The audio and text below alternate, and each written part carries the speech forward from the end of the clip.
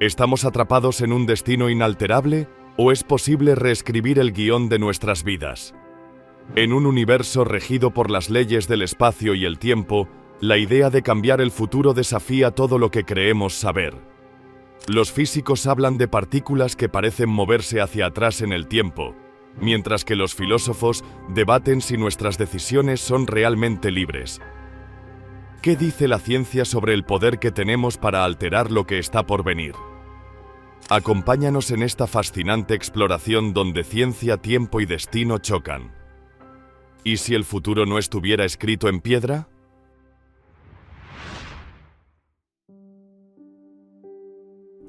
La escena, una sala de audiencias típica. Un jurado de 12 miembros observa. El acusado de un crimen terrible está sentado en su silla, angustiado. Su abogado, sin embargo, se muestra extrañamente confiado. Damas y caballeros del jurado, no me quedaré aquí tratando de defender a mi cliente diciendo que no cometió esos crímenes. De hecho, lo hizo. Las pruebas son irrefutables, pero deberían declarar inocente a mi cliente porque, en última instancia, no es responsable de sus actos. Verán, mi cliente creció en una familia con dificultades, en un barrio peligroso. Se juntó con malas compañías. No recibió una educación adecuada. Estuvo expuesto a la delincuencia a una edad temprana. ¿Y por qué su familia se encontraba en esa situación? Sus bisabuelos llegaron a ese barrio hostil como refugiados de una guerra devastadora. Esa guerra fue desencadenada por una serie de sequías, y las sequías fueron causadas por un cambio inusual en las corrientes oceánicas,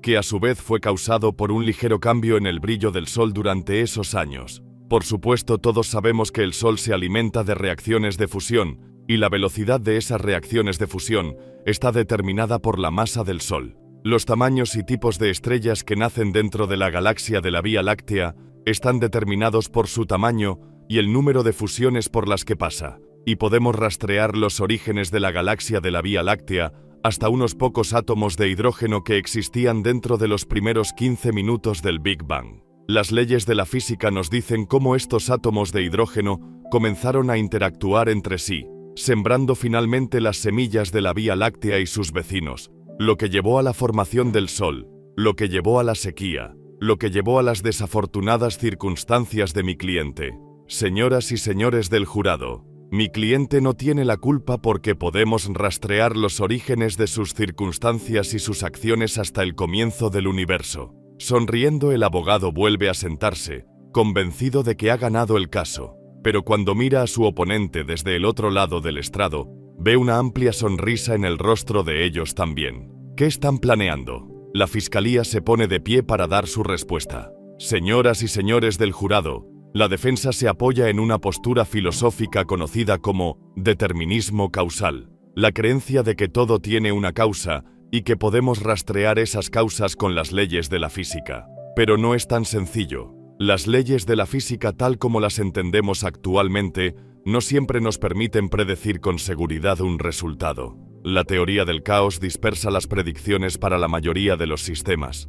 Ya no se puede predecir el tiempo que hará dentro de una semana, y mucho menos la historia de vida de un ser humano. Además de esto, las probabilidades difusas de la mecánica cuántica significan que nada es verdaderamente seguro. Predecir con exactitud el comportamiento de los átomos dentro del Sol, por ejemplo, es sencillamente imposible, e incluso dejando de lado esos misterios, los misterios de la conciencia y de cómo funciona el cerebro, enturbian aún más las aguas. Señoría, no podemos predecir nada. El libre albedrío sobrevive. El acusado tenía una opción. La fiscalía se reúne y el juez se queda con la boca abierta y desconcertado. Parece que no solo se está juzgando al acusado, sino también a la naturaleza misma del libre albedrío. ¿Quién tiene razón? En el cerebro hay aproximadamente la misma cantidad de neuronas que estrellas en la Vía Láctea, alrededor de 86.000 millones. Imaginemos por un momento un ser superinteligente, mucho más sabio y capaz que cualquier ser humano, tan alejado de nuestras propias capacidades que apenas podemos comprenderlo. Este ser no es solo inteligente, sino también observador. Puede ver y registrar la posición y velocidad actuales de cada átomo del universo entero. Una molécula de agua flotando en la galaxia de Andrómeda, un átomo de silicio enterrado a 1600 kilómetros bajo tierra, un ion de sodio que se mueve de un lado a otro en nuestra corteza cerebral. Nada puede escapar a la observación y atención de este ser. Tiene un conocimiento perfecto del estado de cada cosa, y este ser superinteligente también está armado con otra herramienta, un conocimiento completo de la física, la gravedad, la electricidad, el magnetismo, el calor y más están a su disposición.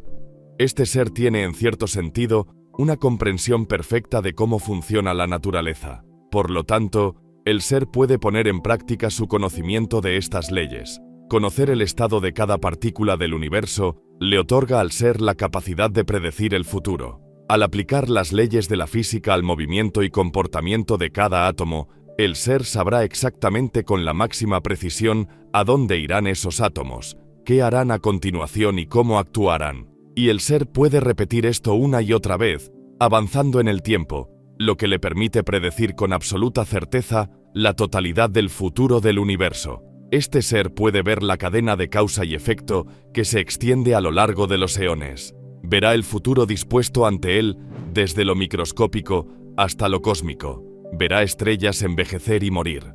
Verá galaxias fusionarse.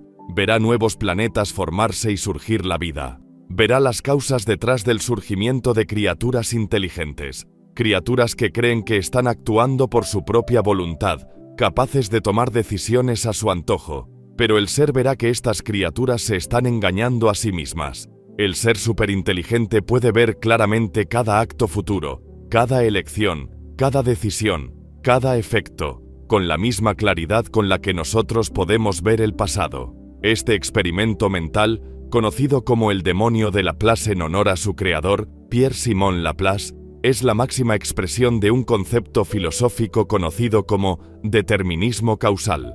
En esta perspectiva, que había cobrado impulso en los años previos a la publicación de Laplace en 1771, cada efecto que se produce en el cosmos está precedido por una causa, que a su vez está precedida por sus propias causas, todas siguiendo las leyes de la naturaleza en una cadena ininterrumpida que se remonta al comienzo del universo. En otras palabras, cada acto y movimiento futuro de todas las entidades del universo ya está determinado, ya decidido antes de que suceda. El estado pasado y presente del universo dicta, a través de las leyes de la naturaleza, cómo será el futuro. Son solo causas y efectos que se suceden eternamente. No hay forma de escapar de ello. No hay forma de cambiarlo. El futuro ya está escrito en piedra. Laplace no fue el primer científico que propuso la noción del determinismo causal, especialmente en términos tan contundentes.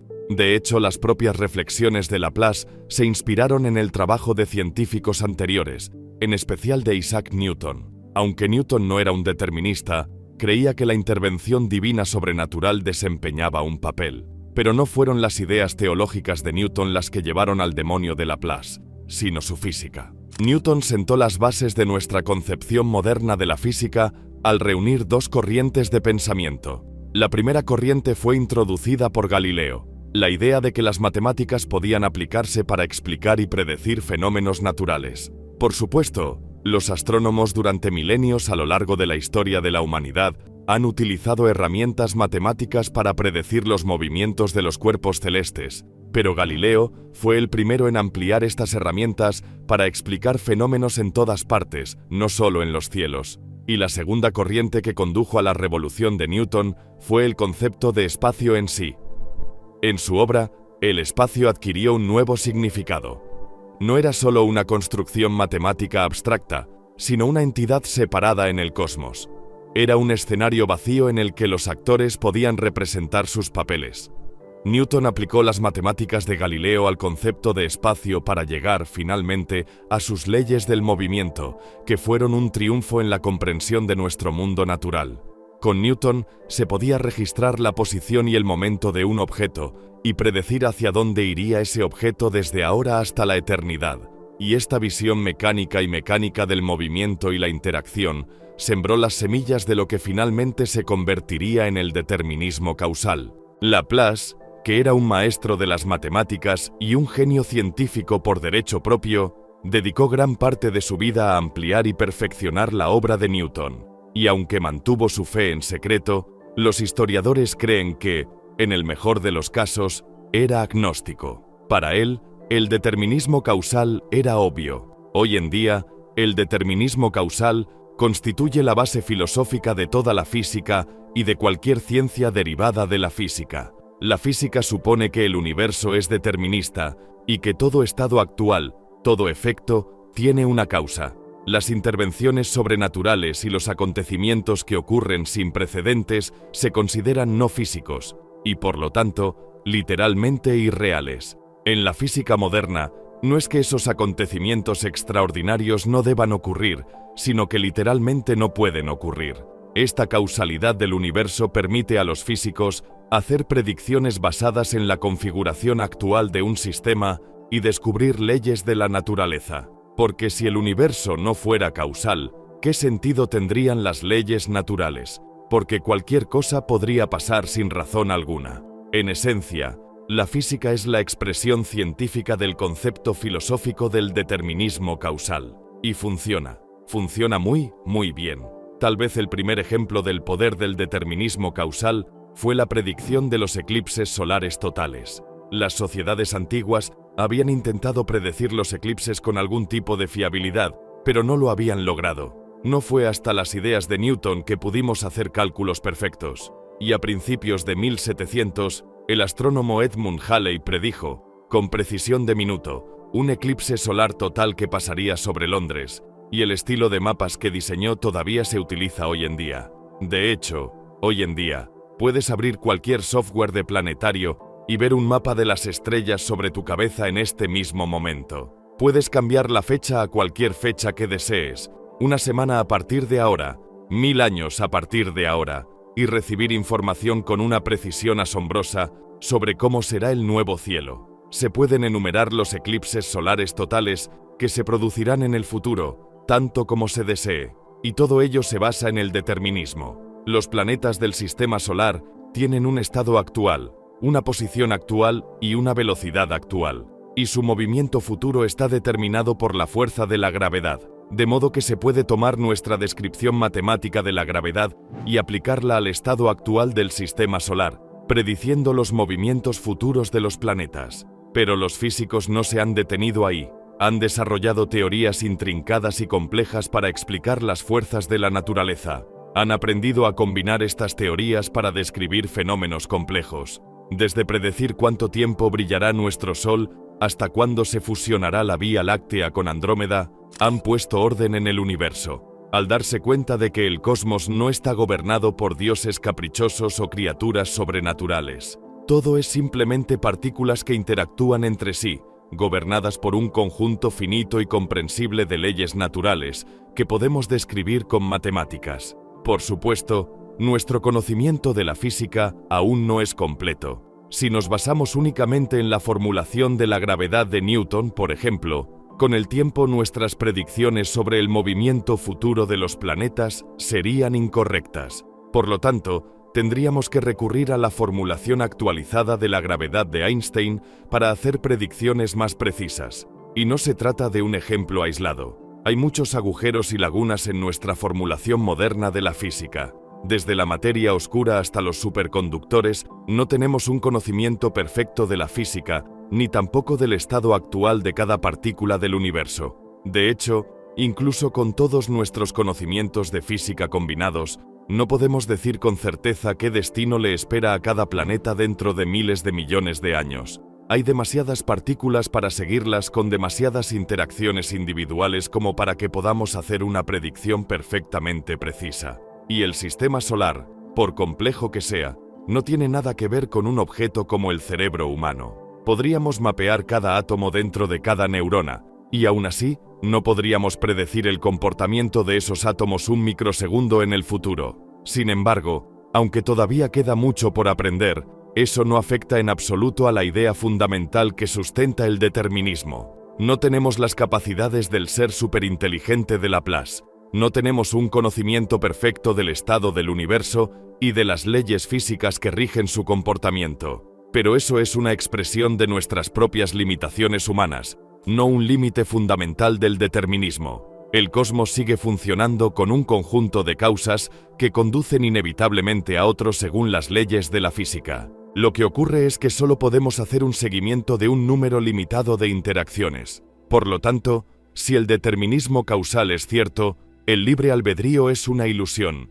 al menos en principio. Este fundamento de la física moderna es un duro golpe a nuestro control sobre el futuro. Esto se debe a que todo lo que sucede está precedido por un conjunto de causas que siguen las leyes de la física, no solo los eclipses solares totales. Si alguna vez llegas tarde al trabajo, puedes seguir la cadena de causas hasta el pasado para descubrir por qué. Tuviste que cambiarte de camisa porque derramaste el café. Derramaste el café porque golpeaste la silla. Golpeaste la silla porque la moviste anoche para agarrar algo del armario de arriba. Y así sucesivamente. Y no se trata solo de lo macroscópico. El determinismo causal sostiene que cada elección que hacemos se debe, en última instancia, a los movimientos de partículas dentro de nuestras neuronas que a su vez están regidas por las leyes de la física. No hay sorpresas, ni decisiones, ni efectos sin una causa, solo componentes del universo que obedecen las leyes que los gobiernan y nada más. Puede que nunca desarrollemos la sofisticación necesaria para predecir con cierto grado de precisión lo que una persona puede decidir hacer en un momento dado, pero eso no significa que sus elecciones no estén predeterminadas. En el fondo, somos solo un conjunto de átomos que interactúan entre sí de acuerdo con las leyes naturales, siguiendo una cadena de causa y efecto que se remonta a miles de millones de años, al mismísimo Big Bang. En un universo determinista causal, cada elección que hacemos en toda nuestra vida ya estaba decidida para nosotros hace eones, antes de que nosotros o cualquier otra persona existiéramos. Y esto suena bastante concluyente. Un universo mecánico en el que somos solo un engranaje. Pero el demonio superinteligente de Laplace tenía un defecto. No lo sabía, no podía saberlo todo, porque en 1771 el propio Laplace no lo sabía todo. Goteo, goteo, goteo. El grifo que gotea te ha mantenido despierto durante la noche durante una semana. No has podido dormir, no has podido ignorarlo. Sigue goteando. El problema es que un grifo que gotea es un ejemplo perfecto de lo que se conoce como un sistema caótico. Los sistemas caóticos se acercan a tener patrones regulares, pero nunca se repiten del todo. Si el grifo que gotea fuera regular, con cada gota cayendo en el mismo intervalo, tu cerebro lo filtraría rápidamente y podrías ignorarlo y volver a dormir. Mientras que si las gotas fueran realmente aleatorias, tu cerebro también podría filtrarlas como una fuente más de ruido. Pero no es ninguna de las dos cosas. Es caótico. Es casi normal pero no del todo. Casi aleatorio pero no del todo. Es algo intermedio. El cerebro nunca es capaz de predecir cuándo llegará el próximo viaje, por lo que no nos deja dormir. Y nuestra comprensión moderna de los sistemas caóticos se remonta a 1961. Todo lo que Edward Lorenz quería hacer era averiguar por qué su programa informático no funcionaba. Varios años antes, Lorenz, investigador del MIT, se había interesado por el problema de predecir el tiempo. El tiempo, como cualquier otro sistema físico, era determinista. Si se conocían diversas propiedades, como la velocidad del viento, la temperatura y la humedad, se podían aplicar las leyes de la física para predecir cómo cambiaría el tiempo. Pero no era un cálculo fácil. Incluso los modelos más simples requerían hacer un seguimiento de 12 variables separadas, todas entrelazadas mediante complejas ecuaciones no lineales que Lorenz no podía resolver a mano. Tuvo que utilizar una computadora y sus eficientes capacidades de procesamiento de números.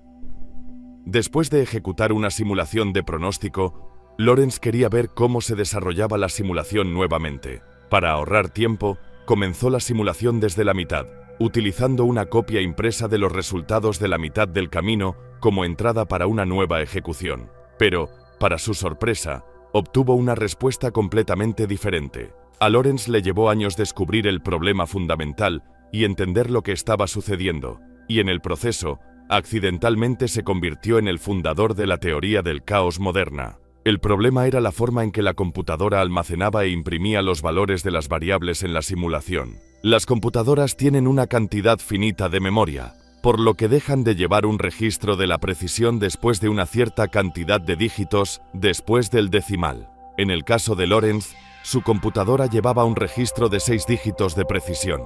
Pero para que la impresión fuera más legible, La simulación solo imprimió hasta 3 dígitos. Lorentz, que sabía de matemáticas, supuso que los 3 dígitos adicionales de precisión no importarían. Se trataba simplemente de pequeños errores de redondeo, menos de una parte en 1000, por lo que no deberían haber afectado al resultado general de la simulación. En la concepción general de la época, los pequeños errores simplemente se mantenían pequeños, pero esas diferencias aparentemente insignificantes entre los números almacenados en la computadora y los impresos llevaron a cambios drásticos en el resultado de la simulación de Lorentz, lo que dio como resultado pronósticos completamente diferentes del tiempo.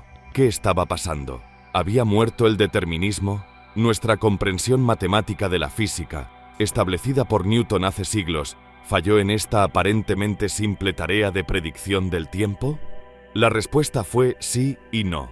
La teoría del caos es complicada. Antes de Lorentz, nuestra comprensión de la física matemática se basaba en unos pocos supuestos muy básicos. Uno de ellos era que, si queríamos predecir el comportamiento de un sistema que estudiábamos, necesitábamos conocer tanto sus condiciones iniciales como las leyes de la física que lo regían. Esto es el determinismo causal. Para hacer mejores predicciones, solo se necesitaban 2 cosas: mediciones más precisas de las condiciones iniciales y mejores leyes de la física. Pero fundamentalmente, se pensaba que, si bien la comprensión del futuro de un sistema siempre mejoraría cuanto más se supiera sobre él, habría un punto de rendimientos decrecientes. Si se medían las condiciones iniciales con un cierto nivel de precisión, entonces se debería obtener un nivel correspondiente de precisión en la predicción final. Por lo tanto, si se logra una pequeña mejora en la medición inicial, entonces también se debería ver una pequeña mejora en la predicción final. Las cosas pequeñas simplemente se quedaron pequeñas. Pero al parecer no fue así con el clima, que era extremadamente sensible a las condiciones iniciales. Lorentz descubrió que el más mínimo cambio en las condiciones iniciales haría estallar por completo el sistema y haría que el clima tomara un rumbo totalmente diferente. Era caótico. En 1972, el meteorólogo Philip Merrilis organizó una conferencia en la que Lorentz presentó sus hallazgos. El propio Merrilis sugirió el título de la charla, una frase que todavía resuena hoy, décadas después: predictibilidad. ¿El aleteo de una mariposa en Brasil desencadena un tornado en Texas? Esta pregunta está en el corazón de lo que hoy llamamos teoría del caos. No todos los sistemas físicos son caóticos, pero muchos lo son. Para que un sistema pueda considerarse caótico, debe cumplir 2 propiedades muy importantes. En primer lugar, las ecuaciones que describen el sistema deben ser no lineales, es decir, que las variables no sigan una línea recta. Y en segundo lugar, el sistema debe ser sensible a las condiciones iniciales, de modo que los pequeños cambios que se producen al principio no desaparezcan, sino que se amplifiquen a medida que el sistema evoluciona. Esta combinación conduce al caos, es decir, que los cambios minúsculos, incluso los que los físicos normalmente considerarían insignificantes e irrelevantes, pueden producir efectos de proporciones dramáticamente grandes. Esto puede hacer que sea casi imposible realizar predicciones precisas del comportamiento de un sistema. Si bien la teoría del caos moderna tuvo sus inicios con el estudio de los sistemas meteorológicos por parte de Lorentz, los físicos la habían estado encontrando durante siglos sin darse cuenta de ello. Cuando Isaac Newton publicó su teoría universal de la gravedad a fines del siglo XVII, pudo aplicar su recién descubierta teoría mecánica a una serie de problemas no resueltos en el sistema solar, como la velocidad de la órbita de la Luna y el aumento regular de las mareas. Pero su teoría tenía limitaciones. Funcionaba perfectamente cuando solo había 2 objetos involucrados, pero tenía dificultades para manejar 3. El problema de los 3 cuerpos, conocido como el problema de los 3 cuerpos, fue una espina en el costado de la mecánica newtoniana durante siglos. Genio tras genio, incluido Laplace, se lanzaron a resolverlo, tratando de encontrar una solución simple y sucinta para describir la gravedad mutua entre 3 objetos masivos y predecir su comportamiento futuro. En 1887, para celebrar su 60º cumpleaños, Óscar II, rey de Suecia, incluso anunció un concurso público para encontrar una solución al problema de los 3 cuerpos. Nadie pudo encontrar una solución así, pero los jueces finalmente otorgaron el premio a un tal Henri Poincaré, un matemático francés que terminó escribiendo y revisando varias veces un libro entero que exploraba el tema. En sus exploraciones, Poincaré descubrió que había ciertas órbitas que nunca se repetían, pero que, sin embargo, no colapsaban. Esto era extraño. El pensamiento convencional del determinismo dictaba que las órbitas planetarias eran estables o inestables. O bien un planeta giraba exactamente en la misma órbita año tras año sin variación, o las tensiones gravitacionales que tiraban del planeta lo harían estrellarse contra el Sol o volar fuera del sistema solar por completo. Pero Poincaré descubrió algo nuevo. Las órbitas de los planetas eran estables en cierto sentido, lo que significa que no se desviaban, pero nunca se repitieron del todo, lo que hizo imposible la predicción futura de sus trayectorias precisas, el objetivo mismo del determinismo causal. Este fue el comienzo de la teoría del caos, aunque Poincaré no se dio cuenta. Y casi un siglo después, Edward Lorenz encontraría un comportamiento similar en sus estudios de patrones climáticos complejos. Descubrió que, si bien el estado de su sistema climático simulado nunca se repetía exactamente una vez que el sistema alcanzaba una determinada combinación de temperatura, velocidad del viento, etc., esa combinación precisa nunca volvería a aparecer. Todavía existían patrones más amplios en el comportamiento del sistema climático. La temperatura fluctuaba regularmente entre más fría y más cálida. Los vientos soplaban en una dirección, disminuían, luego cambiaban, y así sucesivamente. Pero nunca era exactamente lo mismo. El sistema meteorológico se encontraba en un ciclo, pero nunca era exactamente el mismo. A Lorenz le parecía que predecir el clima era tan imposible como predecir el movimiento gravitacional de tres objetos. Otro ejemplo de un sistema caótico son las poblaciones animales. Se podría suponer que una vez que se entienden las relaciones entre depredadores y presas y el ciclo de vida de una especie, sería fácil predecir la población futura. Pero las ecuaciones que rigen el crecimiento de la población, conocidas como mapas logísticos, pueden ser caóticas. La población puede seguir patrones semirregulares, pero nunca se repetirán del todo. Y conocer la población de un año no garantiza que se conocerá la población del año siguiente. Por supuesto, no todos los sistemas son caóticos. Un péndulo, por ejemplo, siempre que no se vea afectado desde el exterior, no seguirá esta tendencia caótica, pero muchos sí lo hacen. Y los sistemas caóticos son irritantemente sensibles a las condiciones iniciales. El cambio más pequeño al principio, por pequeño que sea, puede amplificarse rápidamente. Gracias a la fuerza bruta de los cálculos avanzados, los meteorólogos pueden proporcionar predicciones meteorológicas razonablemente precisas para los próximos días. Pero, más allá de eso, la naturaleza caótica del sistema meteorológico de la Tierra impide realizar más predicciones. Y este caos está integrado en la naturaleza fundamental de los sistemas. Incluso el demonio de Laplace tendría dificultades en este aspecto, porque tendría que ser verdaderamente sobrenatural, disponer de información infinitamente precisa sobre el estado actual del universo. Cualquier otra cosa, cualquier cantidad finita de conocimiento, y el caos acabaría reinando, llevando al sistema por direcciones impredecibles y arruinando el sueño del determinismo.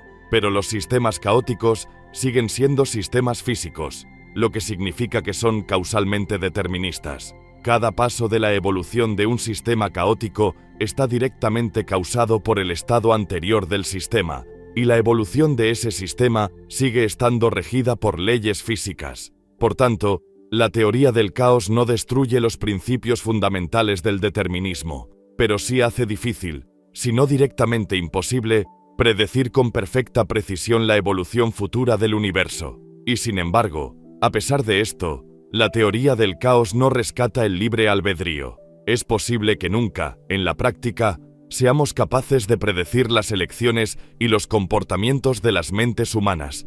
Pero eso no significa que nuestras decisiones futuras no estén ya determinadas por leyes físicas. Esto solo significa que tal vez nunca podamos aplicar el determinismo a los humanos. Siempre seguiremos siendo misteriosos y aparentemente impredecibles, pero en el fondo, tan deterministas como siempre lo hemos sido. La teoría del caos es una teoría clásica de la física basada en la misma mecánica de relojería que la gravedad de Newton. Con suficiente precisión, al menos se puede hacer una suposición razonable sobre el siguiente paso que dará el sistema. El caos tarda en desatarse, pero hay otra rama de la física que hace tambalear esos mismos cimientos. Una rama de la física en la que los acontecimientos futuros no se pueden predecir con certeza alguna, en la que el determinismo, la piedra angular de la física moderna, se desmorona por completo. Se trata de la mecánica cuántica, la teoría física que describe los cimientos subatómicos de nuestro mundo,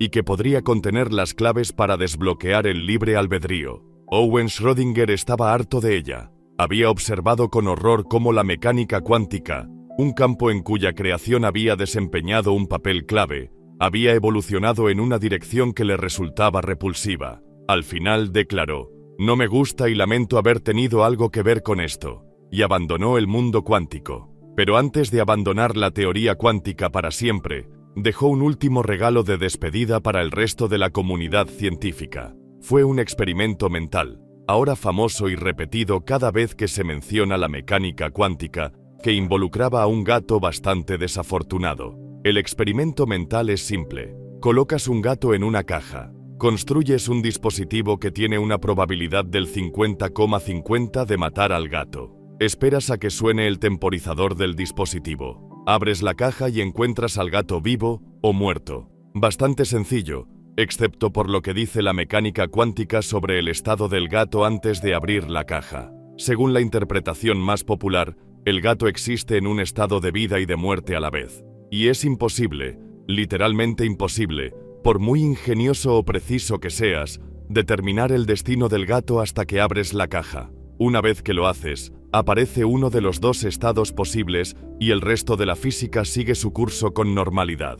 ¿Pero por qué un gato? Schrödinger había elegido deliberadamente un sujeto experimental familiar y simpático para señalar lo que él pensaba que era un absurdo flagrante de la mecánica cuántica: la completa falta de determinismo. En los cálculos cuánticos solo funcionaban las probabilidades. Nunca se podía estar seguro de lo que iba a pasar. Pero una vez que se realizaba una medición, en este caso, abrir la caja para comprobar el destino del gato, todas las probabilidades y el indeterminismo simplemente desaparecían para ser reemplazados por las leyes normales y deterministas de la física. A Schrödinger le parecía ridículo. Los experimentos de mecánica cuántica parecen ser totalmente aleatorios. Pero esa aparente aleatoriedad ocurre principalmente a escalas atómicas o subatómicas, fuera del ámbito de la percepción humana normal. En 1921, el físico Otto Stern concibió un experimento sencillo para mostrar el mundo cuántico de forma directa. Y un año después, Walter Gerlach lo construiría. Conocido hoy como el experimento de Stern-Gerlach, se parte de una fuente de partículas, normalmente electrones, y se envían esos electrones a través de una región con un campo magnético no homogéneo. El campo es ligeramente más fuerte en una dirección que en la otra. Los electrones tienen una respuesta muy específica a los campos magnéticos, pero esta respuesta puede venir en una de dos direcciones, hacia arriba o hacia abajo. Si envías haces de electrones a través del dispositivo, la mitad de los electrones se desviarán hacia arriba y la otra mitad hacia abajo. Pero aquí estaba el problema que encontraron Stern y Gerlach. Era sencillamente imposible predecir lo que haría un electrón individual. Se puede calcular una probabilidad sobre una gran cantidad de electrones. La mitad subirá y la otra mitad bajará. Pero lo máximo que se puede decir sobre un electrón en particular es que tiene una probabilidad de 50%. Y eso fue solo el comienzo. Si se hace el experimento a lo largo de un eje, después del proceso de medición, todos los electrones girarán felizmente en la misma dirección. Pero si luego se intenta medir su giro a lo largo de un eje diferente, la aleatoriedad cuántica vuelve a aparecer y nos vemos obligados a entrar en otro mundo de probabilidades. La lección aquí es que las mediciones de una propiedad cuántica no garantizan la certeza de ninguna otra propiedad cuántica. No importa cuál sea, nos encontraremos con incertidumbres. Múltiples experimentos como el de Stern-Gerlach demostraron que el mundo subatómico se regía por reglas diferentes, reglas en las que no se aplicaba el determinismo que había regido la física durante siglos. Unos años más tarde, en 1926, Schrödinger intentaría poner orden en el desorden del mundo cuántico, introduciendo su ahora famosa ecuación de ondas. En este enfoque, cada partícula del universo tenía una onda asociada a ella. Estas ondas se comportaban como cualquier otra onda conocida, como las ondas de agua y las ondas electromagnéticas. Podían sumarse o cancelarse entre sí, podían propagarse desde un punto pequeño hasta cubrir un área grande, y así sucesivamente. Schrödinger esperaba que su enfoque ondulatorio acabase con todo el sinsentido indeterminista. Creía que los resultados de los experimentos cuánticos solo parecían aleatorios porque no incluíamos todos los aspectos físicos de los sistemas subatómicos. Nos faltaban las ondas asociadas con toda la materia, y eso limitaba nuestra capacidad de comprender los sistemas subatómicos y predecir su comportamiento futuro. De hecho, Schrödinger pensaba que estas ondas asociadas con partículas de materia eran entidades reales, tan físicas como cualquier otra cosa. Pero otros pioneros cuánticos, como Werner Heisenberg y Max Born, no estaban de acuerdo, aunque celebraron el trabajo de Schrödinger y el avance monumental que supuso para la comprensión de los sistemas cuánticos, adoptaron una interpretación diferente. Consideraron que las ondas eran irreales y no físicas. Contrariamente a la esperanza de Schrödinger, interpretaron las ondas como meras expresiones de la incertidumbre fundamental que Schrödinger estaba tratando de eliminar en primer lugar. En esta perspectiva, ahora conocida como la interpretación de Copenhague de la mecánica cuántica, cada partícula del universo todavía tiene una onda asociada a ella. Esta onda se propaga, evoluciona e interactúa con otras ondas de la misma manera que lo hace cualquier otra onda física. Pero la onda no se manifiesta en la observación directa, sino que representa un mapa de las probabilidades del destino futuro de la partícula. Si la onda es fuerte, es probable que encontremos una partícula en ese lugar la próxima vez que la busquemos. En cambio, si la onda es débil, es posible que encontremos la partícula allí, pero nuestras probabilidades son bajas. La ecuación de onda de Schrödinger nos permite hacer predicciones en mecánica cuántica, pero se trata de predicciones de probabilidades y posibilidades, no de hechos concretos, de modo que, curiosamente, la mecánica cuántica es determinista e indeterminista al mismo tiempo. Las ondas de probabilidad parten de condiciones iniciales y evolucionan de acuerdo con las leyes conocidas de la física, es decir, la ecuación de Schrödinger. De hecho, si se conocen las condiciones iniciales de un sistema cuántico, se puede predecir con precisión lo que hará la ecuación de onda, pero, lo que es crucial, no se sabe cómo se comportará la partícula en sí. Ese futuro está sujeto a las probabilidades asociadas con la ecuación de onda. Se pueden hacer conjeturas y asignar probabilidades, pero eso es lo mejor que se puede conseguir. Y sin embargo, una vez que se realiza una medición, la función de onda desaparece, la partícula aparece y se puede seguir la física clásica estándar para seguir su progreso y predecir su comportamiento futuro. Y así, parecía que en la mecánica cuántica había un límite fundamental a nuestro conocimiento de los sistemas subatómicos, y la expresión máxima de este límite llegó en forma del principio de incertidumbre de Werner Heisenberg. Para algunos pares de cantidades, nunca se podrían medir con precisión ambas simultáneamente. El ejemplo más común es la posición y el momento. Se puede saber un poco sobre ambas magnitudes para una partícula dada o mucho sobre una de ellas, pero no se puede saber mucho sobre ambas. Cuanto más se aprende sobre la posición, menos se sabe sobre el momento y viceversa. Para Schrödinger, esta perversión de su mecánica ondulatoria fue un paso demasiado lejos, y no estaba solo. De hecho, la idea del experimento del gato en la caja le vino de su amigo y colega Albert Einstein, que también tenía profundas reservas sobre el rumbo que estaba tomando la teoría cuántica. Einstein creía que la interpretación de Copenhague iba por el camino equivocado. En lugar de introducir incertidumbre en la teoría de la mecánica cuántica, pensaba que deberíamos ver estas amenazas al determinismo como una señal de que nuestras teorías eran incorrectas y que deberíamos buscar una teoría más profunda y fundamental que rescatara una visión determinista del cosmos. Schrödinger acabaría por dedicarse a otras actividades, y Einstein se iría a la tumba sin encontrar nunca una teoría semejante. De hecho, nadie ha encontrado una teoría más profunda que se esconda detrás de la mecánica cuántica. La mecánica cuántica Ha sobrevivido a todos los experimentos que se le han hecho, lo que ha permitido comprender físicamente el mundo microscópico que alimenta todo, desde los semiconductores hasta la medicina moderna. Pero ha habido intentos de recuperar el determinismo dentro del marco de la mecánica cuántica, como la idea del superdeterminismo. En esta interpretación, los resultados de los experimentos cuánticos solo parecen aleatorios porque no estamos viendo el panorama completo.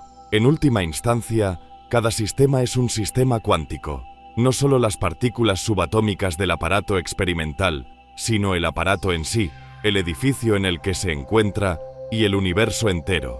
Según el superdeterminismo, si pudiéramos llevar un registro de cada partícula desde el comienzo de nuestro universo en adelante, entonces la aleatoriedad de los experimentos cuánticos desaparecería, y seríamos capaces de hacer predicciones perfectas, incluso sobre sistemas subatómicos. Otros intentos, como la interpretación de los muchos mundos, reemplazan la indeterminación de la mecánica cuántica con una realidad paralela que se ramifica cada vez que ocurre una interacción cuántica. En esta interpretación, todo es determinista y perfectamente predecible porque hay una realidad disponible para cada resultado posible, y por lo tanto sigue siendo una pregunta abierta si la mecánica cuántica es fundamentalmente determinista o indeterminista, si prevalece una interpretación determinista o si un día descubrimos una teoría oculta más profunda, entonces eso colocará al reino subatómico en el mismo pie determinista que el resto de la ciencia, con las mismas implicaciones en cuanto a la naturaleza del libre albedrío. Pero incluso si los sistemas subatómicos fueran verdaderamente indeterministas, eso no garantiza el libre albedrío.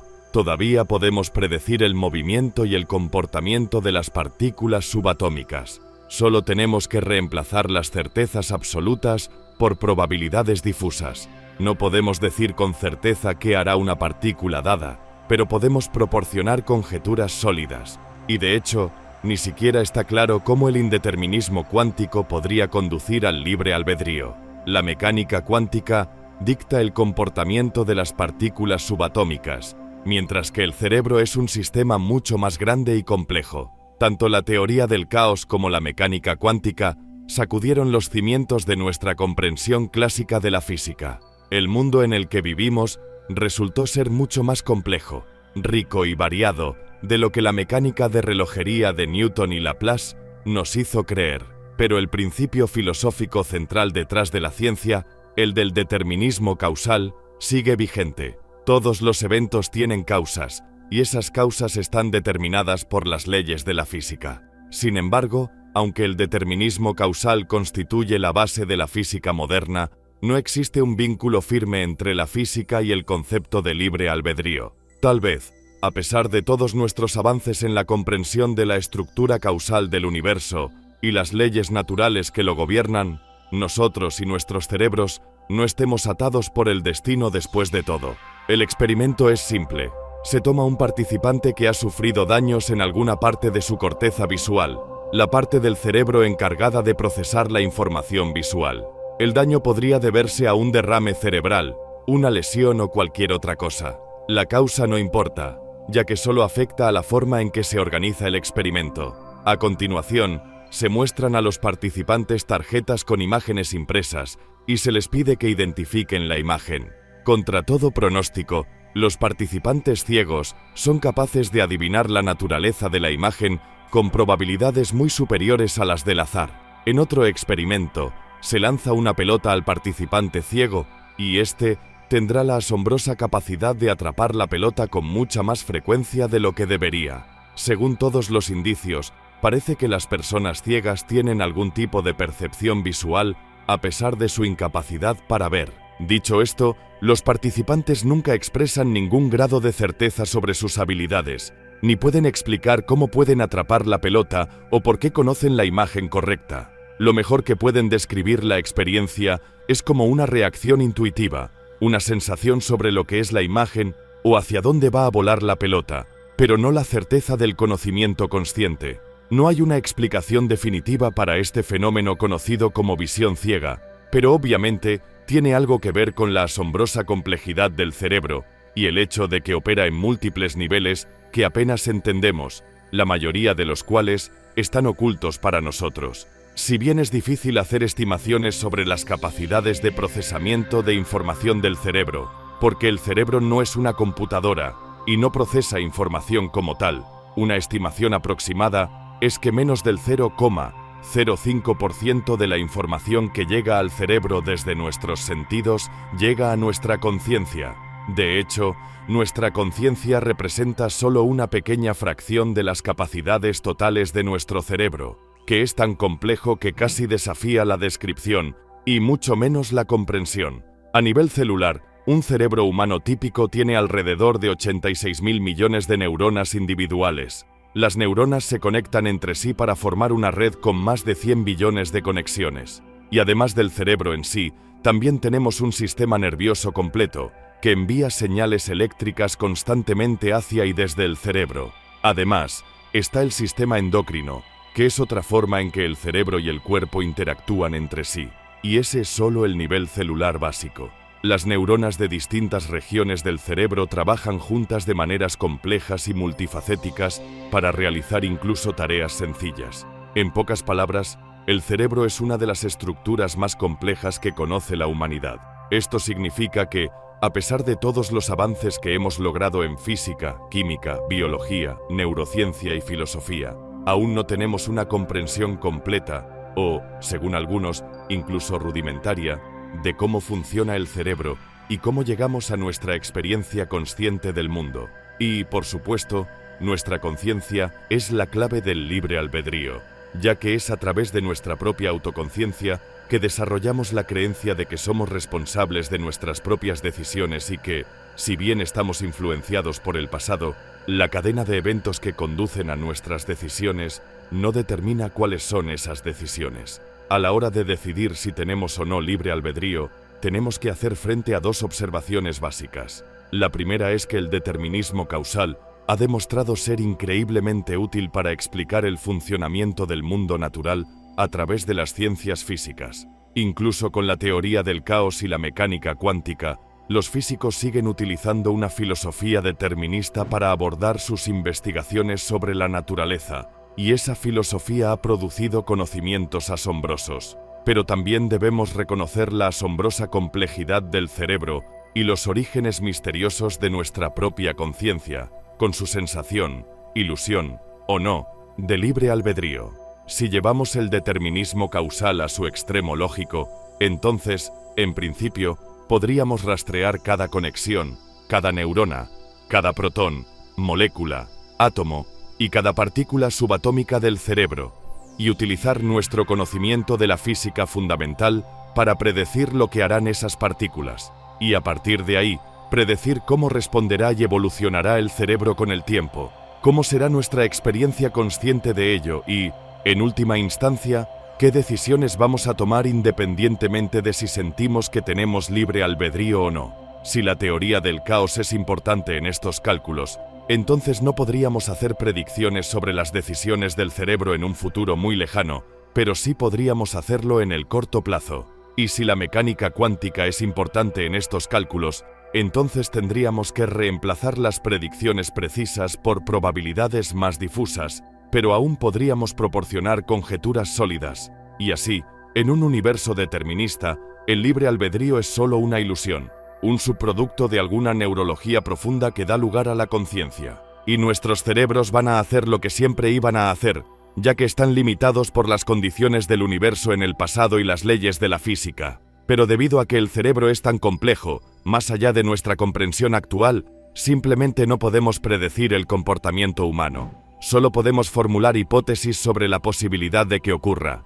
Sin evidencia firme de que el libre albedrío en el cerebro es una ilusión, tenemos que confiar en que nuestra comprensión mecánica de la física se extiende desde las interacciones subatómicas básicas hasta el nivel de la conciencia y el libre albedrío. La naturaleza de nuestra propia conciencia es uno de los mayores misterios sin resolver de la ciencia moderna. En definitiva, no sabemos del todo cómo somos conscientes de nosotros mismos. El problema fundamental de la conciencia, conocido como el difícil problema de la conciencia, es que no sabemos cómo explicar cómo se siente ser consciente de nosotros mismos. Como lo expresó el filósofo Thomas Nagel, No sabemos cómo describir cómo se siente ser nosotros mismos.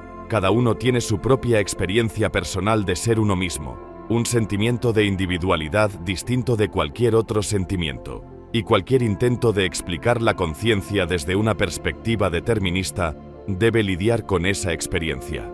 Una teoría popular sobre la conciencia sostiene que las percepciones básicas, como la vista y el gusto, se representan en la corteza prefrontal, lo que nos da la sensación de estar experimentando esas percepciones. Según otra teoría, los pensamientos y las emociones luchan constantemente por captar la atención de nuestro cerebro. Cuando uno está en el centro de atención, por así decirlo, experimentamos ese pensamiento o emoción. Otras perspectivas sobre la conciencia la consideran exactamente lo opuesto, una red integrada de experiencias, emociones y pensamientos que se fusionan. Y otro enfoque considera la conciencia como el método por el cual las funciones cerebrales superiores dirigen y envían señales a los procesos de nivel inferior. Pero independientemente de la teoría, en estas ideas, la conciencia es el resultado de procesos deterministas. Tenemos nuestra conciencia, que se basa en la neurología del cerebro, que a su vez se basa en la química y la física básicas. Es la complejidad del cerebro y los misterios de la conciencia lo que nos brinda una gama de posibilidades a medida que tratamos de reconciliar el libre albedrío con el determinismo causal. Así que tal vez haya una opción más para considerar. Tal vez el universo no sea determinista. Esta afirmación contradice el pensamiento científico moderno, pero, por muy exitosa que sea la ciencia moderna, tiene dificultades para explicar muchos componentes del mundo natural. Podría ser que no todos los aspectos del mundo sean causalmente deterministas, y nuestro cerebro sea uno de ellos. La ciencia ha avanzado mucho en la explicación y comprensión de las partes causales y deterministas del universo, porque desde Galileo, eso es para lo que se ha diseñado la maquinaria de la ciencia. Pero puede que el universo sea mucho más que eso. Como ejemplo de esta afirmación, pensemos en el origen del universo. En el determinismo causal, el estado actual del universo se deriva del estado pasado según las leyes de la física. Pero, ¿qué sucede con el estado inicial del universo? ¿Qué sucede con las propias leyes de la física? Incluso si algún proceso exótico y actualmente desconocido desencadenó el Big Bang hace miles de millones de años, ¿qué causó que ese proceso anterior existiera en primer lugar? ¿Qué causó o desencadenó las leyes de la física? Incluso un universo eterno es difícil de explicar. ¿Por qué hay algo en lugar de nada? Este es un problema de larga data que demuestra que, por poderoso que sea el determinismo causal, tiene sus límites. O tal vez el universo sea determinista, pero no siempre se rinda a las leyes de la física. Tal vez algunas regiones del universo, como el interior de nuestro cerebro, sean tan complejas, tan entrelazadas, que siempre estarán más allá de nuestra comprensión. De hecho, el filósofo Douglas Hofstadter ha planteado la hipótesis de la existencia de bucles extraños, que son estructuras matemáticas que son deterministas, pero que se repiten sobre sí mismas de maneras complejas e impredecibles. Y otra posibilidad es que la teoría del caos y la mecánica cuántica interactúen de alguna manera en el sutil sistema de transmisión neuroquímica del cerebro, donde se combinarían para permitir una miríada de posibilidades aleatorias e inciertas, dada una serie de entradas. Desde esta perspectiva, el libre albedrío es algo real, nacido de la naturaleza impredecible de la física fundamental. Tal vez nunca descubramos un conjunto de leyes físicas que nos permitan explicar cómo funciona el cerebro. En ese caso, el libre albedrío sigue siendo una ilusión, pero una ilusión que nunca podríamos descifrar ni desentrañar. Los seres humanos siempre actuaríamos de maneras impredecibles y siempre tendríamos la sensación de que tenemos el control de nuestras propias decisiones. Sin embargo, ese no es el fin. Hay otra forma de verlo. El debate entre el libre albedrío y el determinismo se presenta naturalmente como una opción entre una u otra. Hay que elegir una u otra. Pero existe otra forma llamada compatibilismo. Concebida por los filósofos David Hume y Thomas Hobbes, el compatibilismo se basa en el hecho de que todavía no hemos descubierto todas las leyes de la naturaleza y que nuevos conocimientos pueden demostrar que la física determinista todavía permite el libre albedrío. En concreto, en este marco, El libre albedrío se define como la capacidad de elegir una opción cuando se presenta una alternativa que podría haberse elegido con la misma facilidad, y ambas opciones están permitidas por las leyes de la física. Imagina que sales a cenar y tienes que decidir entre dos platos, un bistec o pollo. Al final, eliges el bistec. En un universo determinista, esa elección estaría dictada por las leyes de la naturaleza. Pero imagina una realidad alternativa en la que eliges pollo. En ese universo, esa elección también está dictada por las leyes de la naturaleza. De cualquier manera, no has quebrantado ninguna ley, ni has invocado poderes sobrenaturales sobre la causalidad. Ambas opciones estaban permitidas. El incompatibilismo, una comprensión más profunda de las leyes de la física, revelaría cómo funciona esto. Todavía no entendemos esa teoría, pero eso no significa que no exista. Si tuviéramos ese conocimiento más avanzado, entonces podríamos rectificar el libre albedrío con el determinismo, porque nuestro nuevo conocimiento de la física mostraría claramente que son compatibles. Así pues, para el compatibilista, el hecho de que parezca haber una brecha entre el libre albedrío y el determinismo, en realidad nos muestra lo limitados que somos en nuestra comprensión de la naturaleza, la física y el cerebro, y por tanto, no hay consenso en cuanto a la verdadera naturaleza del libre albedrío, si es una faceta real de nuestra experiencia o simplemente una ilusión generada por un universo determinista. En cuanto a lo que elijas creer, eso es algo que solo tú puedes decidir. Number has estado viendo toda la historia del universo. No olvides darle a me gusta, suscribirte y dejarnos un comentario para decirnos qué te parece. Gracias por ver el video y nos vemos la próxima vez.